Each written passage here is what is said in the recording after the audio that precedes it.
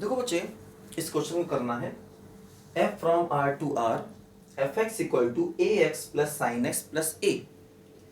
Find a if f is 1 1 and onto. मतलब अगर ये फंक्शन 1 1 एंड ऑन टू है तो बताना है a क्या होगा। ध्यान दीजिए, देखो ऐसा है बेटा, जैसे कि ये फंक्शन अपने पास है ax plus sine x plus a।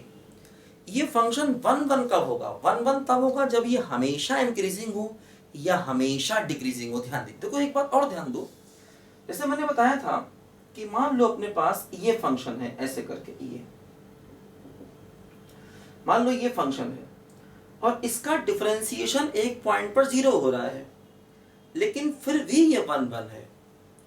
मतलब डिफरेंशिएशन अगर लिमिटेड पॉइंट्स पर 0 हो जाए तब भी फंक्शन 1 1 हो सकता है।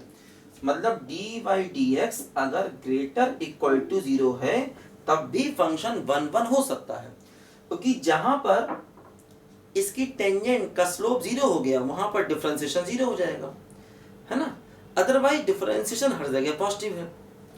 या जैसे मान लो ऐसा भी हो सकता है कि अगर मान लो फंक्शन डिक्रीजिंग है और एक पॉइंट पर डिफरेंशिएशन 0 हो गया तो डी बाई डी एक्स क्या हो गया बोलो, लेसर इक्वल टू 0 हो गया, तब भी ये 1 1 होगा, है ना।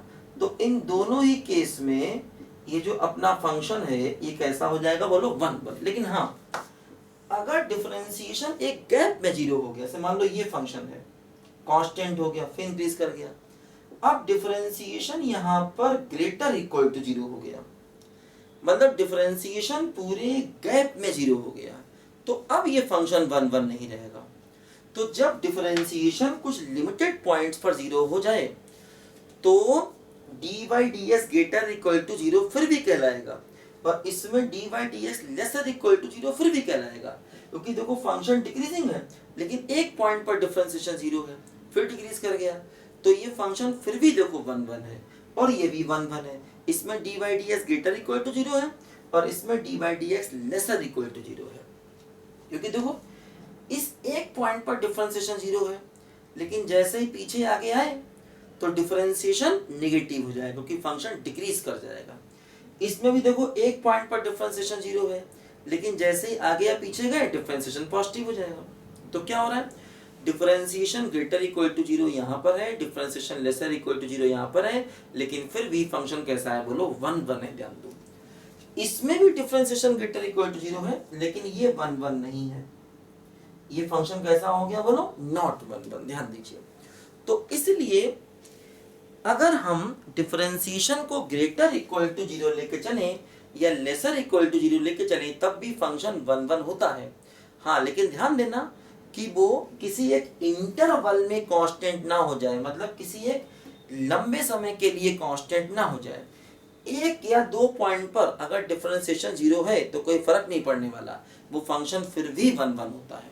अब देखो ध्यान दो, जैसे कोई भी फंक्शन दिया जाए, जैसे ये फंक्शन है मान लीजिए, अब ये फंक्शन कांस्टेंट कभी नहीं होगा, इसका ग्राफ अगर बनाएंगे तो वो कर्व की फॉर्म में आएगा, मतलब ये फंक्शन किसी एक लंबे गैप में कांस्टेंट नहीं होगा, क्योंकि अगर लंबे गैप में कांस्टेंट होगा तो फिर वो कांस्टेंट फंक्शन इटसेल्फ होगा, है ना। जैसे कोई फंक्शन ले लो आप, क्यूबिक ले लो, क्वाड्रेटिक ले लो, पावर 4 ले लो, पावर 5 ले लो, साइन ले लो, कॉस ले लो, लॉग ले लो, एक्सपोनेंशियल ले लो, साइन इनवर्स, कॉस इनवर्स, कोई फंक्शन ले लो, ये फंक्शन कभी भी एक लॉन्ग इंटरवल में कांस्टेंट नहीं होते, ध्यान देना।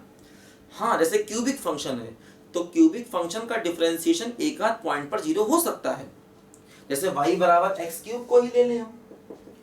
अब अगर हम इसमें ध्यान दें तो इसका ग्राफ ऐसे बनेगा, देखो ऐसे करके, ये ऐसे, मतलब अगर हम इसका डिफरेंशिएशन ले लें तो डिफरेंशिएशन क्या हो जाएगा, 3x²।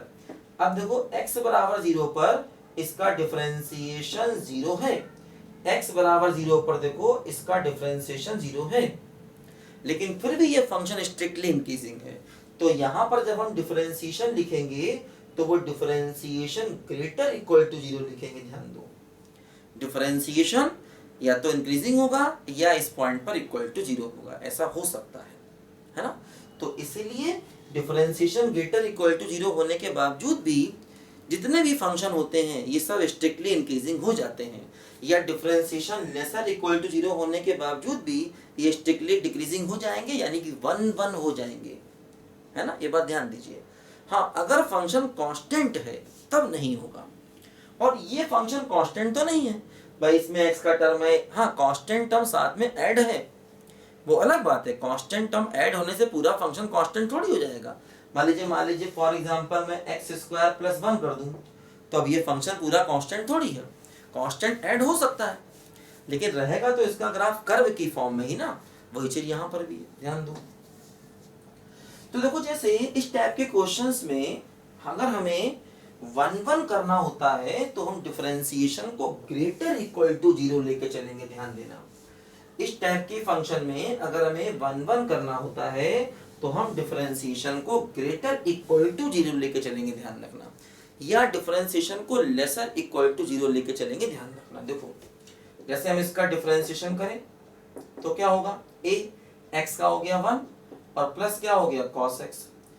अगर हम चाहते हैं कि ये 1 1 हो तो 1 1 में या तो ये स्ट्रिक्टली इंक्रीजिंग होगा, है ना, या फिर ये स्ट्रिक्टली डिक्रीजिंग होगा। ध्यान दो, स्ट्रिक्टली इंक्रीजिंग का मतलब dy dx greater equal to 0 होना चाहिए, और स्ट्रिक्टली डिक्रीजिंग का मतलब dy dx lesser equal to 0 होना चाहिए।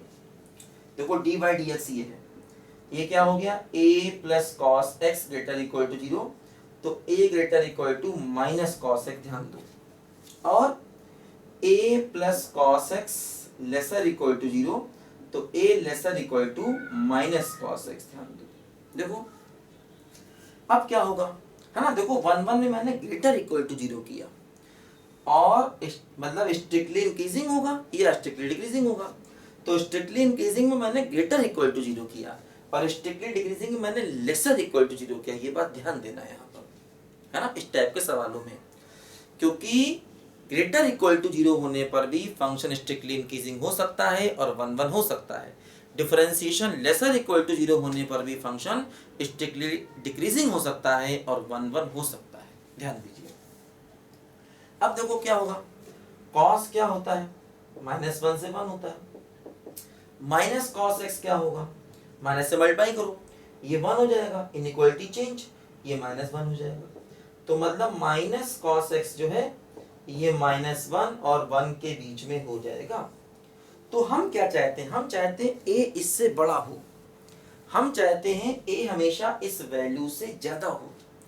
अगर a इस वैल्यू से ज्यादा हुआ तो मतलब इसका मतलब a को 1 से ज्यादा होना पड़ेगा, यानी a ग्रेटर इक्वल टू 1 होना चाहिए, क्योंकि हम चाहेंगे a हमेशा इससे बड़ा हो, और ये जा रहा है -1 और 1 के बीच में, तो a को ग्रेटर इक्वल टू 1 होना चाहिए। और यहाँ पर देखो a lesser equal to minus cos x है, तो हम चाहेंगे a माइनस कॉस से कम हो, तो माइनस कॉस क्या है, -1 और 1 के बीच में, तो इसका मतलब a को होना चाहिए लेसर इक्वल टू -1, ध्यान दो, है ना।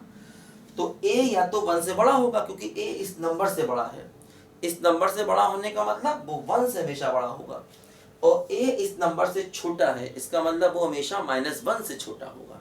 तो ये हमारे a का आंसर आ गया, a लेसर इक्वल टू -1 या a ग्रेटर इक्वल टू 1, ध्यान दीजिए। तो ये हमारे a का आंसर आ गया, फाइनल आंसर, है ना। तो इस टाइप के क्वेश्चन को हमेशा इस मेथड से करना पड़ेगा। लिखो सब बच्चे ध्यान से।